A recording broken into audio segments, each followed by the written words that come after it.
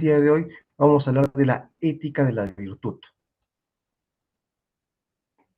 Lo primero que tenemos que entender es que a partir de ahora vamos a ver lo que son, de ahora hacia adelante, vamos a ver lo que son las teorías éticas. Y obviamente estas corresponden al campo de la filosofía. Y una teoría ética lo que busca es legitimar, fundamentar la validez, ya sea de la moral, obviamente, porque estamos hablando de una teoría, ¿en base a qué? A ciertos conceptos como la justicia, a ciertos conceptos como la felicidad, en base a unos conceptos como son los valores. Entonces una teoría ética busca fundamentar la moral y busca justificar esa validez de esa teoría. Ahora, estas teorías éticas tienen una serie de fundamentos y eso, de acuerdo al fundamento que se use, la podemos clasificar en dos básicamente. Teorías éticas materiales o éticas de los fines, que es justamente la que vamos a desarrollar ahora con Aristóteles, y teorías éticas formales o teorías éticas del deber. Como su nombre indica, teorías éticas materiales o teorías éticas de los fines, es porque buscan una finalidad, un contenido concreto, algo que se pueda concretar. No busca algo abstracto, sino busca algo concreto. Y en esta ética de los fines, básicamente, buscamos algo que lleve al ser humano a su realización en este mundo real. Por eso nos dicen, son aquellos cuyo fundamento posee un contenido concreto, material, como la felicidad, el placer, la virtud, la utilidad, e implican una búsqueda de un fin o bien supremo. ¿Por qué estamos mencionando esto de las éticas materiales o éticas de los fines? Porque los dos autores que vamos a ver ahora están clasificados básicamente dentro de esta corriente. Aristóteles nos va a hablar de la ética de la felicidad. ¿Y cómo se llega a la felicidad? A través de la virtud. Entonces, empecemos. Ética de la virtud. Como hemos visto, es una ética de los fines. Esta ética de la virtud consiste en ser virtuosos para conseguir la felicidad en este mundo. Por lo tanto, es una ética de fines, es una ética material. Ahora, regresemos a lo que es Aristóteles. Aristóteles nos dice que básicamente solo hay dos cosas en las que se puede o se debe razonar. No hay más. Lo demás está fuera de las posibilidades de nuestro razonamiento.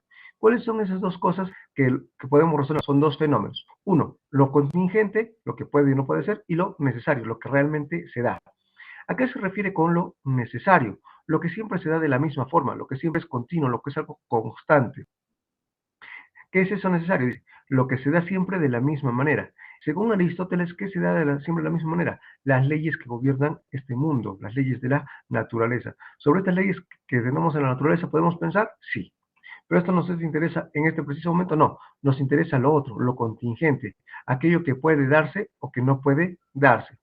Dice, contingente, con aquello que puede darse o no. ¿Y qué es aquello que puede darse? La acción humana. ¿Qué hemos visto en la clase pasada? Hemos visto todo lo que implica la acción humana, ¿verdad?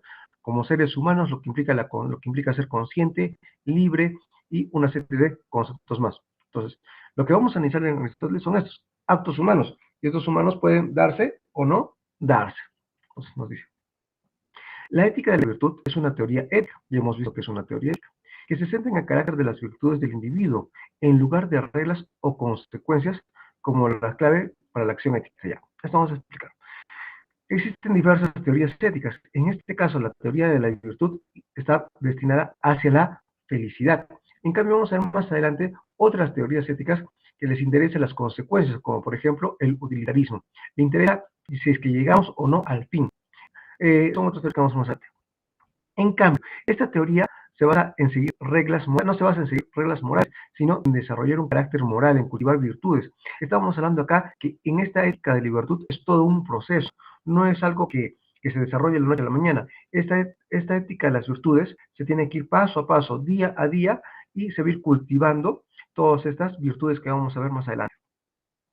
Entonces, en Aristóteles, en lugar de preguntar qué debo hacer ante cada situación dada, no se va a dar este caso. Acá más bien para responder a esta ética de la virtud, me dice qué tipo de persona debería ser. Entonces, ante una situación X, yo no, digamos, estoy caminando por la calle y se me presenta una situación.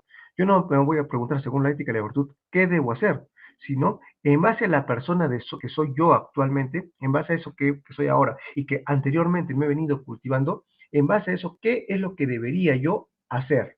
Entonces, esa es la diferencia en la ética de virtud de Aristóteles. Sigamos. Para entender lo que es esta ética de la virtud, tenemos que ir a la clasificación de las ciencias que hace Aristóteles. Ahora, cuando Aristóteles hace esta clasificación de las ciencias, bueno, hace una larga clasificación. Lo que nos interesa ahora solo nosotros es las ciencias prácticas. Y dentro de estas ciencias prácticas tenemos la ética, la política y la economía. Cuando vimos a Aristóteles, dijimos que para Aristóteles, ¿qué es el ser humano? El ser humano es un son politicón. ¿Qué significa un son politicón? Un animal político. Pero para Aristóteles no basta que sea un animal político, sino tiene que ser un buen ciudadano, es decir, tiene que inmiscuirse en la política, ya que el ser humano es un, hombre, bueno, es un animal social por naturaleza. En ese aspecto, en las ciencias prácticas, como dijimos, tenemos la ética, la política y la economía, y las tres están íntimamente relacionadas. Cuando hablamos de ética, tenemos que hablar de política, y cuando hablamos de política, tenemos que hablar de ética. Estas dos se vinculan, y estas dos trabajan juntas, y al conjunto de estas dos, Aristóteles llama filosofía moral. ¿Qué es la filosofía moral? Es la ética y la política. ¿Y qué es la ética en Aristóteles? Es una reflexión práctica encaminada a la acción. ¿Qué significa esto? Que para Aristóteles mm, la moral es algo constante. La moral es algo que se da día a día. La moral se cultiva a través de la práctica, a través de ejercicios, a través de las virtudes. Y la política para Aristóteles es una ciencia de la organización de la polis, cómo se organiza la sociedad. Y yo, como vivo dentro de esta sociedad, las acciones que voy a realizar las hago dentro de esta sociedad, dentro de esta polis. Y todos los individuos nos relacionamos y todos los individuos tenemos una reflexión práctica. Por lo tanto, ética y moral siempre están vinculadas. En la cuestión de la economía, es la ciencia que estudia la producción e intercambio y el consumo de bienes, el consumo de los bienes. ¿Por qué están relacionados estos tres? Pues vamos a verlo. Cuando Aristóteles habla de la ética, habla del bien del individuo. Busca que este individuo esté bien, busca la felicidad de este individuo. ¿Y cómo logra el individuo esta felicidad? A través de la virtud. Pero hemos dicho que para Aristóteles la ética está en función de la economía y de la política. ¿Eso qué significa? Que este individuo se desarrolla dentro de una familia. Dentro de esa familia, ¿qué hay? Esa organización de bienes, y eso es economía. Entonces, la organización de la familia es fundamental para el bienestar del individuo. Ahora, esta familia se desenvuelve en toda una ciudad. Tiene que haber un bien común. Entonces, lo que es bien bueno para la comunidad es bueno para el individuo. Y ahí está lo que es la política. Entonces, tenemos que el bien común, el bien de la familia y el bien del individuo. Vemos que los tres están íntimamente ligados. Vayamos de lleno cada vez más a lo que es la ética aristotélica o a la ética de la virtud. Aristóteles nos dice que nos va a proponer una ética eudemonista. ¿Qué significa una ética eudemonista? Una ética en la cual el fin del hombre es la felicidad. Entonces, esta ética que es eudemonista, que significa que tiene por fin la felicidad del hombre, esta ética que es la felicidad, busca ¿qué? El bien del hombre, el bien de este ser humano, como hemos visto anteriormente. Ahora, este bien no solo se busca a nivel del individuo, sino también se busca a nivel de la política. Y hemos dicho la política, que es una parte en la que se organiza. Entonces, el hombre es un animal político. El objetivo de la virtud es la felicidad de los ciudadanos. Y cuando hablamos de los ciudadanos, de todo el conjunto, de toda la polis, estamos hablando de política. Pero regresemos a cómo llegamos a esta felicidad, a este eudemonismo, a través de la virtud. ¿Y la virtud qué es? Es un hábito de carácter racional. Nosotros solo podemos conseguir o podemos actuar de manera virtuosa en base a la razón. La razón es esa guía, ese faro, esa luz que va a guiar al ser humano no solo a adquirir estas virtudes, sino va a guiarlo a la práctica de estas virtudes. Existen dos tipos, éticas o que acá deberían ser realmente morales, o ya no éticas, o que se le conoce también como intelectuales. Este concepto de virtud en una primera instancia se basa en el término medio. Ahorita vamos a ver qué es eso. Y busca que la excelencia del ser humano, la perfección del ser humano, el amplio desenvolvimiento de este ser humano en esta sociedad. Entonces, el eudemonismo. Acá hay algo interesante. Si nos preguntamos para qué sirve la felicidad, la respuesta muy simple, es muy simple y obvia. La felicidad no sirve para nada. La felicidad no es algo que tenga una utilidad práctica. Simplemente la felicidad es eso, es un estado. Entonces, si nos preguntamos para qué sirve la felicidad, la respuesta sería que para nada. Pues la felicidad no es algo que se busque como medio para otra cosa, sino que se basa a sí mismo como un fin. Entonces, esta ética que ve a la felicidad como un fin en sí mismo, que no le ve como un medio para utilizar algo, se llama éticas eudomonistas. ¿Por qué? Porque se basan en la felicidad. El máximo bien, ¿cuál es? La felicidad. El ser humano debe aspirar a eso, nos dice Aristóteles. Ahora, cuando hablamos específicamente de Aristóteles, la eudomonía no se traduce muchas veces específicamente con el concepto de felicidad, sino también se traduce con el concepto de un florecer, se traduce como el concepto de buena vida, un bienestar, una prosperidad. Entonces, tiene todas esas acepciones y todo igual, todo implica o todo dirige hacia el bienestar del ser humano, hacia su perfeccionamiento, hacia su bien. Entonces, Aristóteles nos dice que el factor más importante es el esfuerzo por alcanzar la felicidad, es tener un buen carácter moral. Perdón, lo cual llama virtud completa. Cuando Aristóteles nos dice eso de que es importante alcanzar la felicidad, perdón, que en el esfuerzo por alcanzar la felicidad es tener un buen carácter moral, significa que en ese proceso que vamos alcanzando la felicidad, que lo hacemos a través de la virtud, desarrollamos esto, que es el buen carácter moral, que solo lo puede desarrollar un hombre virtuoso. ¿Y cómo desarrollamos esta virtud? A través de la práctica. Aristóteles nos dice que si es que queremos ser virtuosos, tenemos que practicarlo día a día. Como les dije, el ser virtuoso es algo que hay que cultivar día a día, poco a poco, no es que de la noche a la mañana, no es que hoy se me presenta algo y en base a eso soy virtuoso, no. Entonces, ser virtuoso no es algo pasivo, ser virtuoso implica un actuar, implica todos los días estar ahí. Ahora, Aristóteles nos dice que no basta con poseer una que otra virtud. Lo ideal es que debemos tratar de poseer la mayor cantidad de virtudes posibles. Y en última instancia, si es que podemos conseguirlas todas, excelente. Dice, afirma Aristóteles que todos los seres tienen por naturaleza un fin. ¿Cuál es este fin? La felicidad, la eudomonía. La semilla tiene como fin ser un árbol. ¿Esto qué significa? Esto es lo que hemos visto cuando vimos historia, cuando vimos el concepto de Aristóteles. Estamos hablando de, ¿qué? De acto y de potencia. La flecha a ser llana. Lo esencial de hombre es su capacidad racional. La razón es lo que nos distingue de los animales. Y esto es fundamental. Cuando vimos lo que era Aristóteles, vimos que tanto los seres humanos como los animales partimos de qué? De los sentidos, pero nosotros nos diferenciamos por esa capacidad de razón, esa capacidad de abstraer. La razón nos lleva un paso más adelante, nos lleva a esa capacidad intelectuales. ¿Qué quiero decir con esto? ¿Que las virtudes también implican esa capacidad intelectual? Sí. ¿Por qué? Hemos visto en la clasificación virtudes dianoéticas o virtudes ¿qué? Intelectuales. Entonces, el fin al que tiende por naturaleza la actividad racional, perdón, entonces su capacidad racional es el fin al que tiende por naturaleza su actividad racional.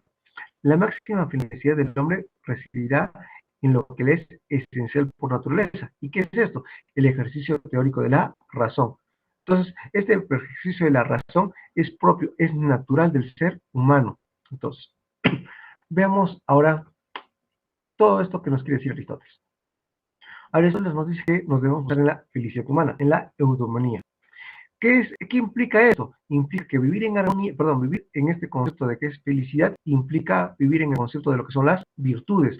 Entonces, para la felicidad son necesarias una virtud perfecta, que eso se da día a día y en base a la razón, y una vida completa, es decir, que esta vida completa implica actuar día a día en base a esas virtudes y día a día ejecutarlas y día a día ir perfeccionándolas, porque no es algo que la tengo y se queda ahí, no, poco a poco tengo que ir perfeccionando. ¿Eso qué significa? Que la felicidad humana se da en base a qué? A esta conformidad de virtudes. ¿Qué más? La felicidad es una cierta actividad del alma conforme a la virtud. Ya, acá hay que entender algo. Cuando Aristóteles habla de cuerpo, acepta esa concepción de cuerpo y alma, hace esa separación. Sin embargo, cuando hace esa separación, solo lo hace con fines de estudiar el alma. Pero para Aristóteles no existe esa separación. Todo es un solo ser, es todo uno compacto.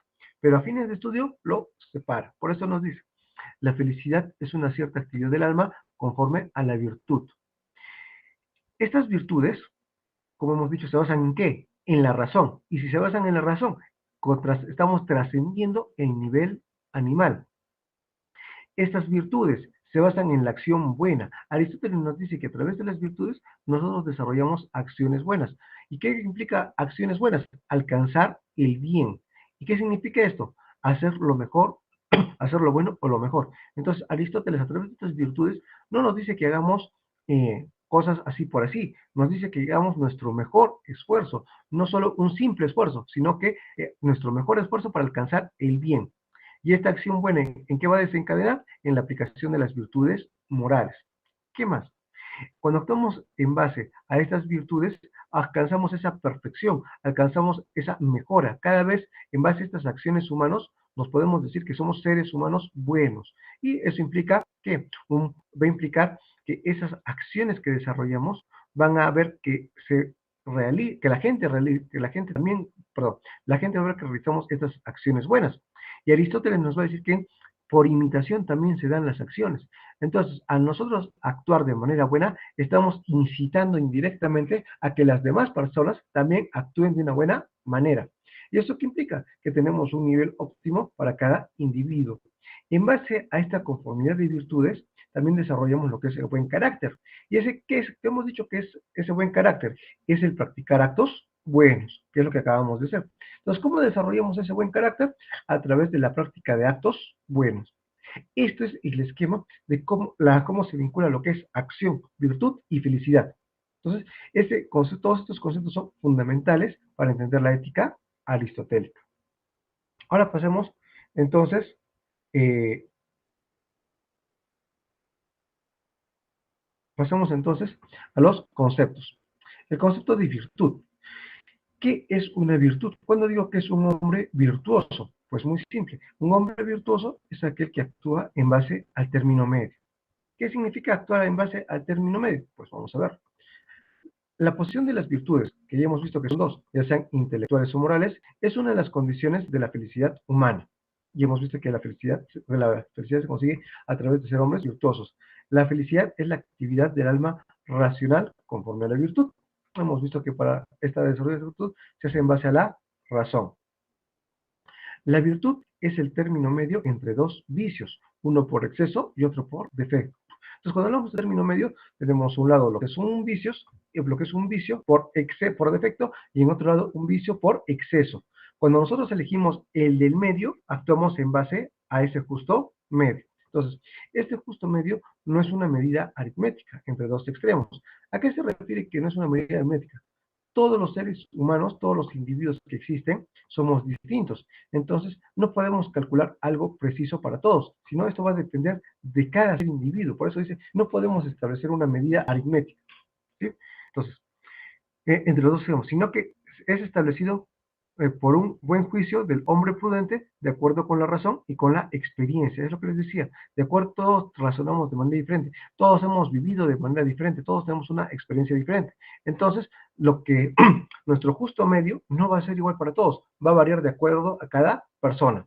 Luego, la moderación, por ejemplo, no es lo mismo para Javi que para Miló. Entonces, esos conceptos no son lo mismo para una persona que para otra. Y acá tenemos unos ejemplos. Tenemos acá un guerrero. En la primera imagen acá tenemos un guerrero. En este guerrero vamos a encontrar que hay vicios por defecto y vicios por exceso. Si hablamos vicios por defecto, estamos hablando de la temerosidad, y un guerrero no puede ser temerario. Y si hablamos de vicios por defecto, perdón, al revés. Si hablamos de vicios por exceso, estamos hablando que un guerrero no puede ser temerario. Y si hablamos de vicios por defecto, un guerrero no puede ser cobarde. Entonces tenemos los dos extremos. Por el vicio, por el exceso tenemos la temeridad, y por el defecto tenemos la cobardía. ¿Cuál es el justo medio? El valor. Entonces un guerrero tiene que ser valiente. Luego, en base, por ejemplo, a lo que es la economía del ser humano, el dinero, si nos basamos al defecto, vamos a caer en la avaricia. Pero si nos vamos al exceso, vamos a caer en la prodigidad. ¿Cuál es el término medio? La generosidad. Entonces, tenemos que actuar en base al término medio. Entonces, ¿qué son las virtudes? Paralelamente a todo lo que hemos visto. Como hemos visto que las virtudes se tienen que cultivar poco a poco y estas se trabajan de acuerdo a la razón, las virtudes no son más que hábitos que tenemos que adquirir y que tenemos que cultivar y que nos van a ayudar a equilibrar nuestra vida. Nos van a sacar tanto de esos excesos y de esos defectos. Nos van a sacar de esos vicios. Entonces, ¿qué más son las virtudes? Las virtudes son aquellas que nos van a ayudar a actuar de una manera particular. ¿Por qué de manera particular? Como les mencioné, no todos los seres humanos tenemos la misma educación, los mismos principios. Entonces, nos van a actuar de manera particular. ¿Y cómo se logran? A través de la práctica, pero no solo a través de la práctica. También, como les dije, que se adquieren estas virtudes. Pues muy simple, a través de la imitación. Imitar también sirve para lograr desarrollar las virtudes. Entonces, naturalmente podemos recibirlas, las perfeccionamos mediante la costumbre. Hemos dicho que la razón nos ayuda a desarrollar o a equilibrar o a llegar a este concepto de virtud. La razón encausa nuestras aspiraciones, nuestros deseos a través de aquello que nos va a llevar a la felicidad. Es así que tenemos que ejecutar las virtudes, por ejemplo, como la prudencia, que nos va a ayudar a elegir entre cada situación lo que nos conviene o no nos conviene. Y ahí viene la pregunta, ¿cómo sabemos si un comportamiento es virtuoso o no? Y eso ya lo vamos a responder en base a lo que hemos dicho, en base al término medio. Entonces, lo primero que nos dice, la primera recomendación que nos da Aristóteles, siempre hay que obrar con prudencia. La prudencia es esencial para el comportamiento y el desarrollo del ser humano. Entonces nos dice, obra con prudencia. El que elige siempre el término medio, pues en este caso consiste en la virtud ética, arete. No es una media aritmética, sino el término medio entre el exceso y el defecto, que conviene a cada momento y a cada uno de nosotros. Y acá tenemos una tablita más o menos. El término medio va a ser la valentía, su defecto, la cobardía, su exceso, la temerosidad. El término medio es la templanza, su defecto, la insensibilidad, su exceso, el desenfreno. En base a la generosidad, su defecto, la tacañería, su exceso, la prodigalidad. La magnificencia, su defecto, la avaricia, su exceso, la ostentación. La sinceridad, su defecto, la pusilanimidad y su exceso, la fanfarronería. Entonces, en eso se basa la virtud. Pero hemos dicho que esta virtud se basa o tiene una clasificación. La podemos clasificar en virtudes morales o virtudes intelectuales. Y estas virtudes intelectuales se le conoce con el nombre de dianoéticas. Entonces, vamos a ver esas virtudes. Estas virtudes, dice, el hombre encuentra la máxima felicidad en la actualización de sus potencialidades intelectuales. Entonces, estas hacen referencia a la parte intelectual. Mediante estas virtudes se desarrollan las capacidades de reflexión y de liberación para entender el mundo. Entonces, son estas virtudes, y no son intelectuales, son aquellos que nos llevan a esa capacidad de reflexión, como la prudencia, el arte, la sabiduría, la ciencia y la intuición. Ahora, la prudencia es la ponesis, el arte, la tecné, la sabiduría, Sofía, la ciencia, la episteme y la intuición, el nous. Esto tienen que aprenderlo porque no necesariamente les van a poner, por ejemplo, el arte en Aristóteles, no. Les van a poner la tecné en Aristóteles, la episteme en Aristóteles, el nous en Aristóteles. ¿Qué es la prudencia? Pues la prudencia es la capacidad de aplicar principios generales y se basa en ¿qué? En la razón práctica. ¿Qué es el arte? ¿Qué es el arte para Aristóteles? El arte es una capacidad de hacer, no es el arte como entendemos ahora que hace referencia a lo bello, no. El arte para Aristóteles es una capacidad de poder hacer, es esa capacidad de realizar actos, de reproducir cosas. Bueno, la sabiduría le hemos visto, es una comprensión teórica de la realidad. La episteme es el conocimiento objetivo, universal y necesario. Y la intuición es la capacidad de captar los principios más generales. Tenemos las virtudes morales, que es el resultado de la costumbre, y las virtudes dianoéticas o intelectuales, que se dan aquello en base a la reflexión. ¿Sí? Esta tiene que ver con los medios y, como hemos dicho, con la reflexión. En cambio, la moral tiene que ver con los fines y se va básicamente en los hábitos. Aristóteles va a definir cada una de estas virtudes, que ya lo hemos explicado. Sin embargo, nos dice que las virtudes intelectuales de la tercera a la quinta, es decir, la intuición, el conocimiento y la sabiduría, se refieren al hombre como conocedor, que se dedica al pensamiento especulativo o teórico. Eso es importante. Ahora sí. ¿Cuál es lo que hemos dicho? Que el fin del hombre, ¿cuál es? La felicidad. Estos son de una ética audomonista. La felicidad se basa en actos, y en estos actos tienen que ser buenos, y estos actos buenos que nos hacen humanos. Esta felicidad se desarrolla conforme a la virtud. La virtud nos lleva a la perfección, y esta virtud nos lleva a hacer algo por excelencia. La virtud se tiene que convertir en un hábito. Esto es básicamente lo que nos dice Aristóteles en base, perdón, en base a la virtud. Vamos a ver ahora a Martha Nussbaum. Martha Nussbaum es una mujer muy interesante y esta Martha Nussbaum, ¿qué va a hacer?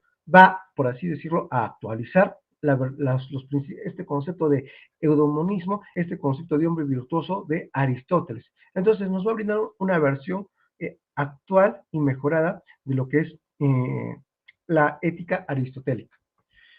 Martha Nussbaum es una licenciada en arte dramático por la Universidad de Nueva York. Empezó a estudiar filosofía en Harvard, donde fue la primera mujer en ganar la beca Fellowship, que permitiría iniciar una brillante y fructífera carrera como investigadora.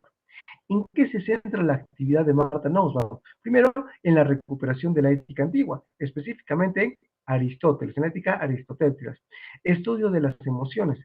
Va a estudiar también lo que es la teoría de la justicia. Ahora, acá hay algo importante que entender. Lo que vamos a ver de Martha Nussbaum, si bien es cierto, encaja dentro de la teoría de la justicia, pero no es una teoría de la justicia.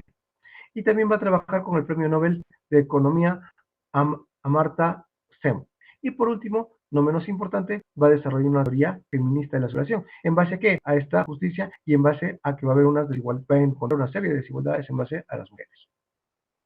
Entonces, lo importante acá en Martha Nussbaum es su concepto de las capacidades humanas. Martha Nussbaum nos va a dar una lista de 10 capacidades humanas básicas que tienen que estar siempre presentes. Entonces, dice, parte de una concepción de las capacidades humanas a las que se les asigna especial relevancia para perfilar una noción de lo que significa vivir bien. Entonces, estas capacidades humanas van a servir ¿para qué? Para vivir bien. ¿Qué más nos dice Martha Nussbaum?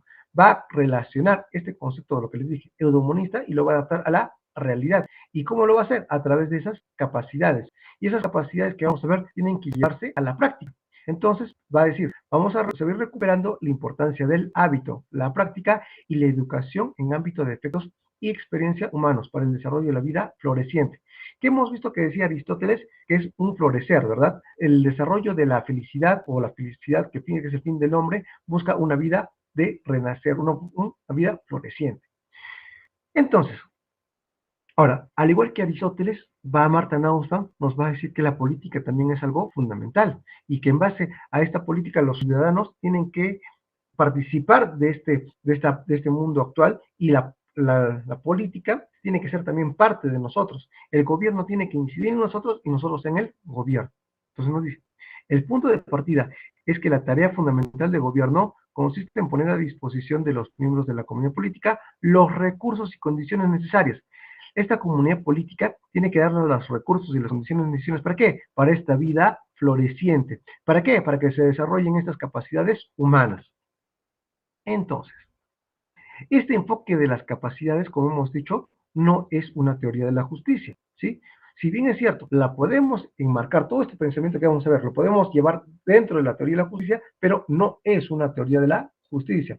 ¿Y por qué se confunde con esto? Porque este enfoque de capacidades se basa en ¿qué? En la justicia y en la libertad.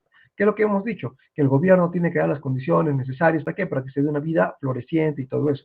Y Martha Nussbaum nos dice que hay que una serie de 10 principios básicos, que son principios que se basan en justicia y en libertad. ¿Qué estamos viendo en todo, en todo este enfoque de capacidades? Estamos viendo que se va a basar todo, se va a centrar en el individuo. Espero que Sí. salga todo. Justo nosotros.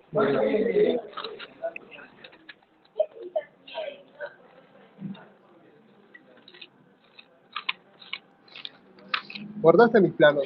Continuamos, continuamos, por favor. Entonces, habíamos dicho que esto no es una teoría de la justicia. ¿Por qué no es una teoría? ¿Por qué no es una teoría de la justicia? Porque no enmarca todos esos conceptos, pero sí se basa en los conceptos de libertad y justicia. Si bien es cierto, ofrece un plano normativo para el pensar y el bienestar de las personas, eso sí es cierto. Va a ofrecer cómo desarrollarnos. Este enfoque de capacidades se basa en el individuo.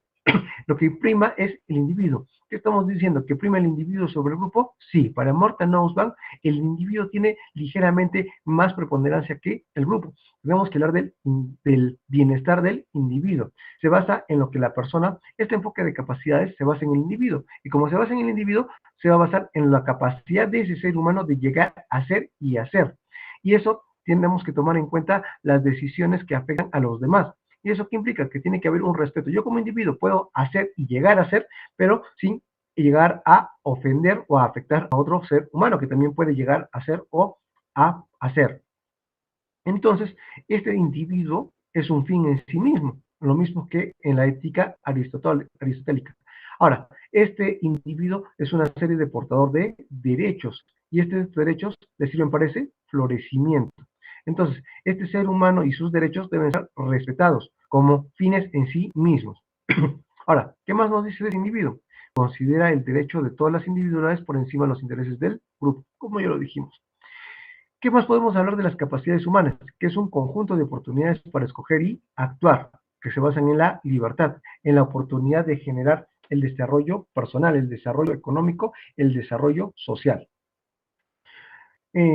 Marta Nussbaum nos dice que el conjunto de características constituyen una noción esencialista de la naturaleza humana, haciendo referencia a ese conjunto de capacidades, o al menos que asume que la vida tiene ciertos rasgos centrales definitorios. Se va a centrar en esos rasgos definitorios y para eso nos da esa serie de capacidades, que son 10 capacidades que nos va a mostrar. Entonces, eh, el enfoque de capacidades de Marta Nussbaum va a implicar que el desarrollo de estas 10 capacidades va a llevar al ser humano a su máximo potencial, lo va a llevar a que se desarrolle en base a todas sus posibilidades y no en que se encuentre limitado. ¿Por qué? Porque al de llevarse en base a todas sus posibilidades, este ser humano tiene algo muy interesante, que es el concepto de libertad. Si tiene libertad, tiene la capacidad de elegir, y si tiene la capacidad de elegir, tiene esa capacidad de desarrollarse plenamente. ¿Eso qué implica? La capacidad de vivir una vida, y una vida que valga la pena. Eso es fundamental para Marta Nussbaum. Y esa capacidad de vivir la vida de una manera que valga la pena, obviamente también está guiado por el proceso de educación, que le va a permitir ese desarrollo. Entonces, ¿qué son las capacidades humanas? Es algo que se aplica para cada ser humano, como individuos. Es una necesidad de normas que nos permite también unirnos. Estas normas no solo nos permiten a nosotros desarrollarnos, sino nos permiten interactuar con otros seres humanos. Ahorita vamos a ver eso. ¿Qué más, ¿Qué más es este conjunto de capacidades humanos? Pues es algo valioso, es algo que las personas son capaces no simplemente de ser, sino algo simplemente de hacer. Son un enfoque para la vida. Eso es fundamental. ¿Qué más? Yo te diría que que esto resume lo que son las capacidades humanas. Las capacidades humanas son un enfoque para la calidad de vida. Esas son las capacidades humanas. Y esto se basa en una serie de principios que no se van a volverse constitucionales y que los ciudadanos deben exigir a su gobierno. Marta Nussbaum nos va a decir en última instancia que como esa serie de principios tienen que desarrollarse, y no todos los vamos a desarrollar de la misma manera. Y es más, en una comunidad que asume una serie de principios tampoco lo van a desarrollar de la misma manera, y no todos tienen esa misma jerarquía, nos va a llevar a un relativismo. ¿Por qué? Porque tenemos que respetar la elección y decisión de todos los individuos. ¿Por qué más nos va a llevar a un relativismo? Porque no existen valores absolutos. ¿Por qué? Porque cada individuo va a buscar su perfeccionamiento, su desarrollo, no de la misma manera que otro. Las culturas son dinámicas. Las culturas no tienen el mismo desarrollo que otras culturas. Unas se desarrollan más rápido y otras más lento. Unas priorizan unos aspectos y otros priorizan otros. Las prácticas culturales no dañan a otras personas. Si bien es cierto, Marta nos habla de ese desarrollo, pero ese desarrollo no tiene por qué afectar a otros.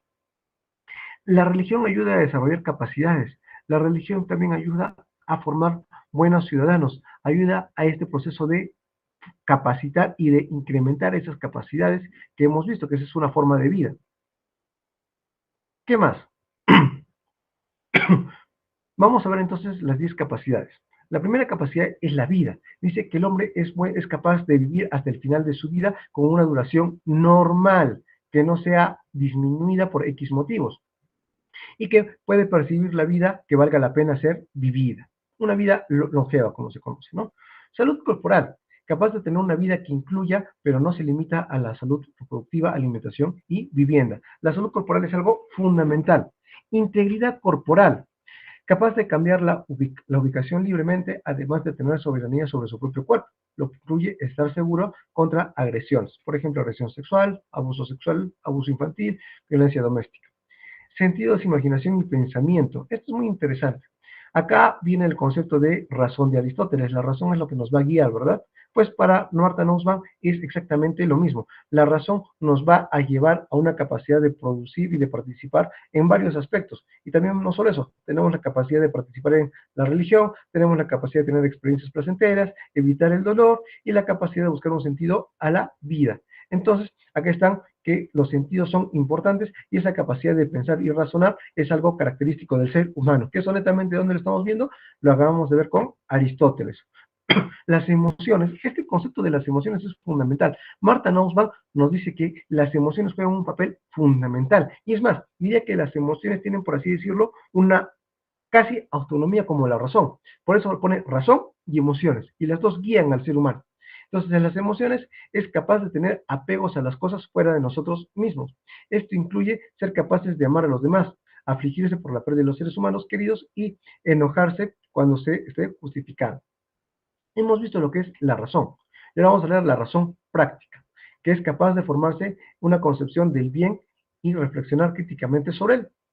Y la afiliación, este concepto hace referencia a lo que es la política en Aristóteles, esa capacidad de vivir con otros seres humanos, pero no solo es vivir, sino también es preocuparnos por otros seres humanos, ¿sí? Es esa capacidad de empatizar. ¿Qué más implica esta afiliación? Es la capacidad de tener respeto propio y no ser humillado por otros. Básicamente es el concepto de dignidad, vivir dignamente como un ser humano. Y no solo eso, sino que no, esa capacidad de respeto, esa capacidad de vivir, no solo es hacia nosotros, sino también hacia otras especies. Y nos tenemos que preocupar por ellos. La capacidad de juzgar, perdón, de jugar, que es algo importante. Hemos visto una vida floreciente, una vida placentera, y ya tenemos las emociones, la razón, y no podemos dejar la parte de jugar. Es importante ser capaces de reír, de disfrutar. Control sobre el entorno propio, ya sea el político o material. Y todo eso es lo que nos dice Martha Nussbaum. Ahora vamos a pasar a la práctica.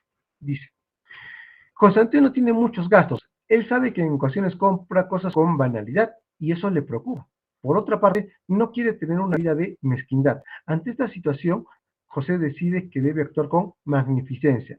La decisión de José está enmarcada en el concepto de, ya, es muy simple, tiene varios gastos. ¿Y qué hemos visto? Que por un lado quiere ordenar sus gastos, por así decirlo, pero no quiere caer en la mezquindad, ¿sí? Entonces, pero tampoco quiere caer en otro extremo. Entonces, si estamos hablando que no quiere caer en ningún extremo por exceso, ningún otro exceso por defecto, ¿qué está buscando? Está buscando vivir en base al justo medio. ¿Y quién nos habla del justo medio? Pues muy simple, el concepto de virtud. Entonces, acá la respuesta es la letra C. Dos, toma su nombre de los hábitos buenos que la persona ha considerado en su vida personal, a través de su sabiduría y prudencia. ¿Qué estamos hablando? Toma su bueno de los hábitos, toma su nombre de lo que son los hábitos, la costumbre, lo que realmente hacemos. Que una persona ha consolidado en su vida personal y a través de su sabiduría y prudencia.